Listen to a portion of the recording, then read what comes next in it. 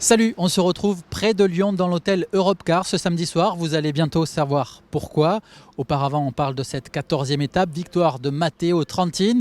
Il a pris le meilleur sur ses 17 compagnons d'échappée, dont Julien Simon qui a fait un très grand numéro dans les derniers kilomètres dans les rues de Lyon. Il a été repris dans le dernier kilomètre. Il y a cru longtemps, Julien Simon. Je me dis que je vais gagner, c'est tout. Je me dis pas que ça va revenir sur moi, sinon ça sert à rien. Quand je vois que ça se relève un peu en haut de l'avant-dernier grimpeur, et je suis placé, j'ai le grand plateau, je suis pas trop mal, je dis de toute façon qu'est-ce que ça va changer.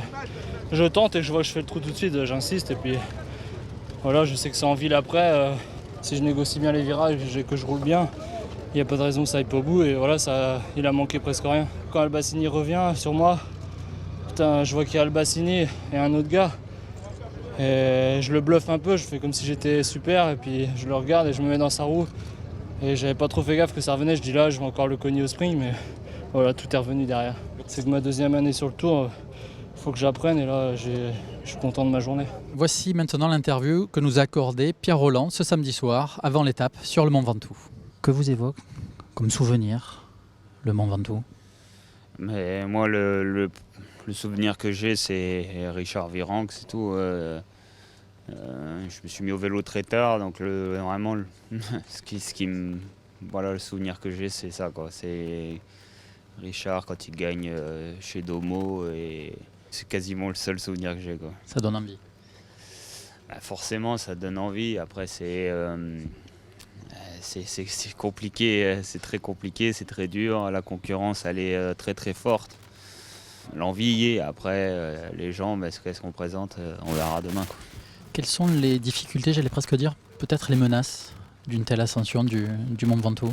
Le Mont Ventoux en lui-même, c'est très dur, c'est très long, il va faire très chaud.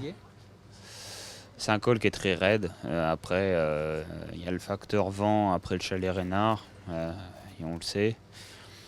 Mais voilà, c'est surtout un col qui est très étouffant au pied, où il fait souvent très chaud. Là, demain, il va faire très chaud en l'occurrence. Donc ça compte énormément. Cette chaleur dont vous parlez compte plus que dans n'importe quelle autre ascension? Oui, parce qu'on part de très bas. Par exemple, dans les Alpes, on attaque souvent les cols à 600-800 mètres. Là, on attaque de très très bas au niveau de l'altitude. Et je pense qu'au pied, moi j'ai le souvenir, je l'ai monté en 2009. À chaque fois, il faisait vraiment très très chaud au pied. On est dans le sud aussi, il ne faut pas l'oublier. On n'est pas dans les Alpes. Et quand il fait plus de 30 degrés, avec la chaleur du bitume, plus tout le public, il y a un ressenti qui est assez impressionnant. Ça se passera pas peut-être comme ça demain, mais une étape, une ascension idéale, ce serait quoi? Une ascension idéale, c'est un groupe de 15 et avec moi dedans, un équipier, et puis être le meilleur grimpeur des 15.